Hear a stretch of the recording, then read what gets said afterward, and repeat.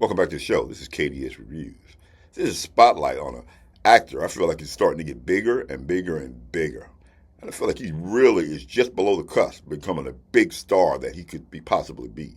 And that's Michael B. Jordan. Now, Michael B. Jordan, one of his first roles, ironically, was on the soap opera All My Children, where he replaced Chadwick Boseman, of all people. You're going to see how that's going to come full circle.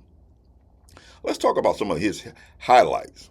Let's talk about Fruitvale Station, where he plays Oscar Grant, who is tragically killed by police at this subway station after this fight happens. And the cop says, "Oh, I thought it was my taser," and he shoots him and kills him. This movie spends a whole day on his last day on this earth and all the things that happen that lead up to this tragic incident.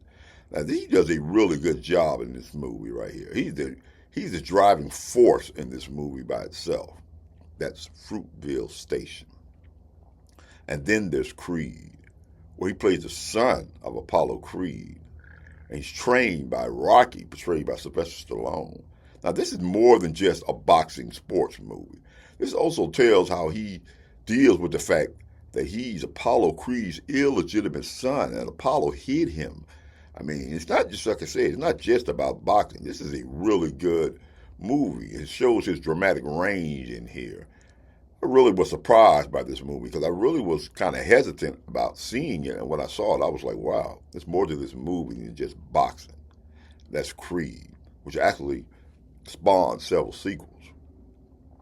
And then there's Without Remorse, one of the best Tom Clancy books of all time, where he plays Mr. Clark. Now, Mr. Clark actually is the spy who trained Jack Ryan. Now, this right here is another one. I was like, wow, they got Michael B. Jordan to play Mr. Clark. I want to see how this is going to go. And boy, was I surprised. He did a very good job. Not just the action sequences, but like I said, his dramatic role in this movie. You know, this has really surprised me because this is one of my favorite Tom Clancy books. That's Without Remorse. And then, of course, there's Black Panther. Now, let's get real. Black Panther is an okay movie until Eric Killmonger shows up. And then it just jumps up to 2 or 3 levels. He shows up, and his screen presence, he just takes over the movie, you want the truth. He steals the movie to me from Chadwick Boseman. You know, you get to see how Eric Killmonger is not really a villain. He's just misguided. But boy, he shows up, he takes over Wakanda, and just gets rid of Black Panther. I mean, his portrayal of Eric Killmonger is just wow. I was really surprised by that. That's Black Panther. And of course, right now, the current movie that he's in that's making a lot of noise is the movie Sinners, where he plays these 2 twin brothers who are trying to start this club up. Now, I've said this before, the actual story of how they trying to get the club started and going around and getting the people, that is actually more portrayal. That portrayal is actually better than the actual vampire part of the movie, where the vampires show up. And then we got to deal with the battle of the vampires and everything. His portrayal of these 2 brothers, he did a really good job. I'm really hoping that he's getting nominated for Best Actor in this movie. That's the movie Sinners.